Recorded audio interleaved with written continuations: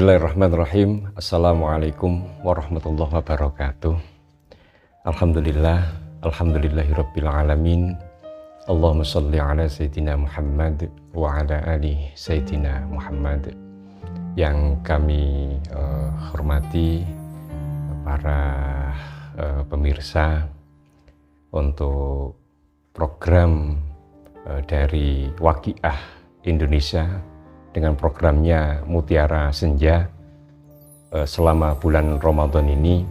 Alhamdulillah, mudah-mudahan kita semuanya diberikan sehat walafiat, diberikan umur yang panjang, manfaat dan barokah, sehingga kita bisa melaksanakan ibadah di bulan Ramadan ini dengan istiqomah.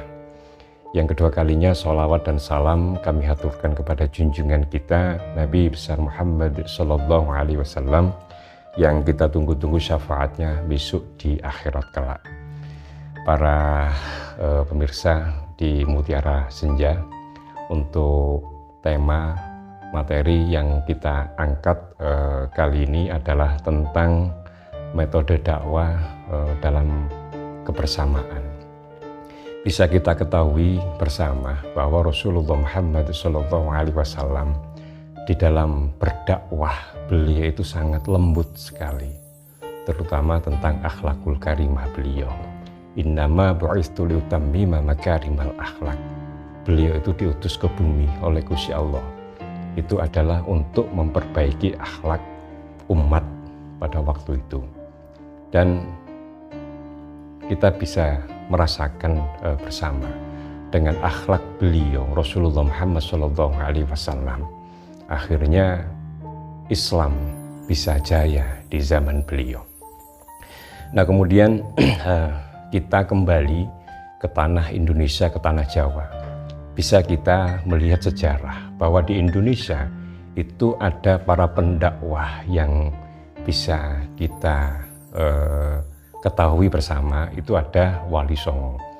Bagaimana kemudian beliau ini berdakwah di Indonesia, utamanya di tanah Jawa, yang dulunya Islam minoritas, akhirnya menjadi mayoritas dan bisa besar sampai saat ini. Dan kita hidup di saat ini bisa merasakan nikmatnya dalam beragama. Metode yang dipakai ini, saya memakai metode yaitu yang dijalankan oleh Mbah Sunan Kalijogo. Karena di antara 9 wali ini ada metode yang unik, dakwah yang dijalankan oleh Mbah Sunan Kalijogo. Nah, dakwah kemudian yang dilakukan oleh Mbah Sunan Kalijogo itu seperti apa? Mbah Sunan Kalijogo ini adalah salah satu wali yang memang dalam dakwahnya itu sangat unik. Jadi dalam dakwahnya beliau itu memakai seni dan budaya. Nah, akhirnya dengan memakai metode seni dan budaya inilah akhirnya Islam bisa kemudian diterima oleh kalangan orang-orang pada waktu itu. Bagaimana kemudian Mbah Sunan Kalijogo ini meramu, memadukan budaya ini. Seperti contoh, ketika Mbah Sunan Kalijogo ini dalam berdakwah tidak pernah memaksakan untuk beribadah. Tapi bagaimana kemudian Mbah Sunan Kalijogo ini mengajak dulu dan tidak pernah memaksa untuk beribadah. Diajari dari awal bagaimana kemudian adat dan budaya yang ada di tanah Jawa sebelum para wali ini datang ke Indonesia. Ini namanya adat dan budaya sudah ada di Indonesia. Tapi kemudian Mbah Sunan Kalijogo ini dan juga para wali, apakah kemudian tidak memperbolehkan adat budaya ini? Tidak, tapi beliau ini masuk di dalam adat budaya yang ada di tanah Jawa ini. Sampai kemudian Mbah Sunan Kalijogo ini kemudian membuatlah, menciptakan tembang-tembang yang sampai saat ini bisa kita dengarkan tembang-tembang atau lagu-lagunya ini di musola-musola, di masjid, bahkan di anak-anak TPQ, kemudian di anak-anak Madinah. Dan ini menjadi tren untuk saat ini. Contoh salah satunya adalah tembang Lir Ilir. Nah, sampai saat ini tembang ini dinyanyikan oleh siapapun. Nah, metode dakwah yang dilakukan oleh Mbah Sunan Kalijogo, beliau juga sama seperti metode dakwah yang dilakukan oleh Rasulullah Muhammad SAW. Dengan apa? Dengan mengedepankan akhlakul karimah. Dengan mengedepankan akhlakul karimah inilah yang akhirnya bisa diterima oleh kalangan orang-orang Jawa pada saat itu. Nah, dengan pendekatan melalui adat budaya ini, akhirnya Islam yang dulunya minoritas akhirnya bisa menjadi mayoritas. Nah, mungkin setelah saya sampaikan bahwa di awal itu kita bisa melihat sejarah dari Rasulullah Muhammad SAW. Itu kuncinya ada di mana? Di akhlakul karimah. Nah, kemudian kita kembali ke Indonesia, di zaman para wali. Beliau juga sama, tetap memakai dengan metode akhlakul karimah. Nah, kemudian Islam bisa-bisa besar seperti ini. Nah, kemudian kita kembali ke zaman kita saat ini. Kita dalam beragama, apalagi kemudian dalam dakwah Islam saat ini, kita ini tinggal enaknya saja. Kita bisa merasakan hasil dari para pendakwah dulu, dari para wali dulu. Nah, kita ini tinggal enaknya saja. Maksud enaknya bagaimana? Islam ini sudah besar. Ya, dulu ketika para wali berjuang seperti itu, ya, berjuang bagaimana Islam ini bisa besar, Islam ini bisa jaya. Nah, sekarang kita tinggal menikmati, tinggal merawat saja. Tapi kadang-kadang kita ini ketika berdakwah itu sering putus asa. Padahal kita ketika dalam berdakwah saat ini ya itu tinggal enaknya saja. Bagaimana kemudian pengorbanan beliau-beliau ini waktu itu? Karena apa? Beliau itu ketika dakwah di saat itu bukan hanya dakwah ke sana kemari dari panggung ke panggung, bukan. Kemudian beliau itu dakwah kemana-mana mendapat bisyarah, tidak. Ya, bahkan beliau ini ketika dakwah mengeluarkan biaya sendiri. Ya, beliau itu adalah saudagar kaya. Jadi para wali ini adalah saudagar-saudagar kaya. Akhirnya bisa mempengaruhi tataran kerajaan di zaman itu. Berarti para wali yang ada di Indonesia, beliau ini adalah sekelas konglomerat yang bisa berdekatan dengan kekuasaan yang saat ini ada di Indonesia. Nah, dari situlah kemudian bisa kita melihat bahwa intinya dakwah ini, ya, kita ini harus juga berkorban materi juga. Makanya kadang-kadang kita ini sebagai pendakwah, ya, seorang pendakwah ini ya harus kaya.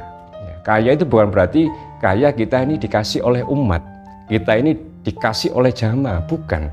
Tapi itu hasil kerja keringat kita sendiri. Nah, kemudian hasil dari keringat ini kemudian kita buat untuk dakwah. Rasulullah Muhammad SAW, beliau itu pedagang yang handal luar biasa.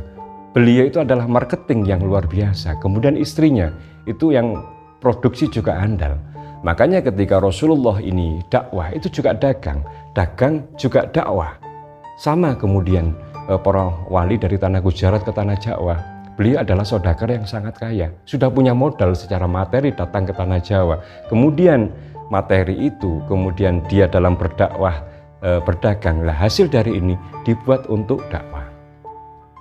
Kemudian kita juga bisa melihat para ulama kita, Mbah Hamid Pasuruan. Apakah kemudian beliau ini tidak bekerja? Bekerja beliau itu. Kita bisa membaca sejarah beliau. Beliau dulu juga pernah jahit di pasar, ya kan? Nah, sekarang kita tinggal enaknya. Makanya tetap ketika kita dakwah, jangan sampai kemudian kita ini hanya menunggu bisyarah, kemudian menunggu dikasih umat. Kita dalam dakwah ini kemudian ya memang harus punya uang, ya, harus punya uang untuk berdakwah. Saat ini dalam metode dakwah kita bukan hanya dari panggung ke panggung, ya, ngapunten.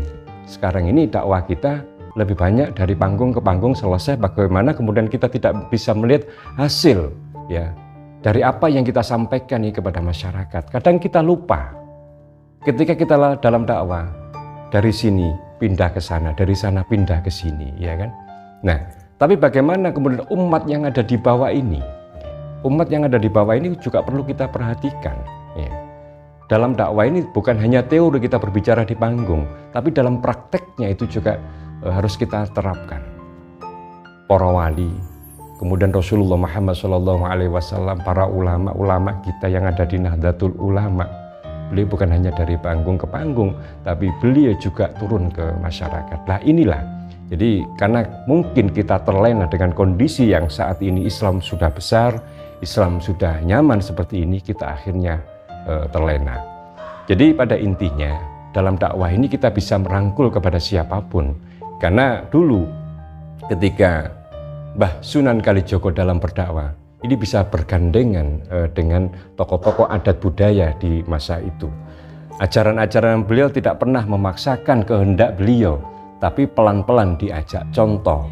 Ketika dulu ada orang meninggal dunia, di zaman Mbah Sunan Kalijogo, itu malamnya dibuat untuk minum, malamnya dibuat untuk main. Tapi kemudian apakah dibubarkan oleh Mbah Sunan Kalijogo? Tidak. Mbah Sunan Kalijogo mengadakan pendekatan kepada masyarakat waktu itu. Ketika ada orang meninggal malam itu, bahasa orang Jawa melean, beliau juga ikut melean, tapi bisa dirubah dengan pelan-pelan. Akhirnya apa? Ketika ada orang meninggal, akhirnya diadakanlah tahlil 1 hari, 2 hari, sampai 7 hari. Nah ini adalah untuk merubah dari kebiasaan yang tidak baik menjadi kebiasaan yang baik dan bisa bermanfaat untuk mendoakan orang yang sudah meninggal dunia. Begitu juga dengan yang saat ini, ya kita dalam berdakwah itu bukan hanya kepada lingkup kita sendiri, kepada golongan kita sendiri, tidak. Tapi masih banyak umat Islam itu yang ada di mana-mana, ada di budaya. Ya kita juga tetap melakukan pendekatan di teman-teman yang ada di budaya ini. Karena apa? Budaya ini juga penting. Indonesia ini bisa jaya seperti ini. Kemudian tidak bisa dijajah secara fisik ya. Dari beberapa negara tidak berhasil. Karena apa? Karena adat budaya kita yang sangat kuat ini. Makanya kita tidak dalam beragama tidak bisa meninggalkan dengan adat budaya yang ada di Indonesia ini. Selamatan itu adalah adat budaya kita. Kemudian kita ini mengadakan tahlilan, ini adalah adat dan budaya kita yang diisi dengan hal-hal yang baik. Makanya kita ketika dalam berdakwah, kita ini juga kemudian tidak boleh kaku, kemudian kita tidak boleh memaksakan kehendak diri kita. Jadi kita dalam berdakwah, kita harus fleksibel dan tetap mengutamakan akhlakul karimah seperti yang dicontohkan oleh Rasulullah Muhammad SAW, seperti yang dicontohkan oleh para wali, seperti yang dicontohkan oleh para ulama-ulama kita yang ada di Nahdlatul Ulama. Karena apa? Dakwah kita tergantung perilaku yang ada di diri kita. Kita hafal Al-Quran, kemudian kita hafal ratusan bahkan ribuan hadis, tapi kemudian perilaku kita tidak sama dengan isi Al-Quran, perilaku kita tidak sama dengan isi yang ada di hadis ini, percuma. Intinya ketika kita belajar di pondok pesantren, itu adalah bagaimana kita bisa mengimplementasikan ilmu itu, bisa mempraktekkan ilmu itu untuk masyarakat di sekitar kita. Makanya mari kita berdakwah, dakwah itu adalah merangkul bukan memukul. Kurang lebihnya mohon maaf. Assalamualaikum warahmatullahi wabarakatuh.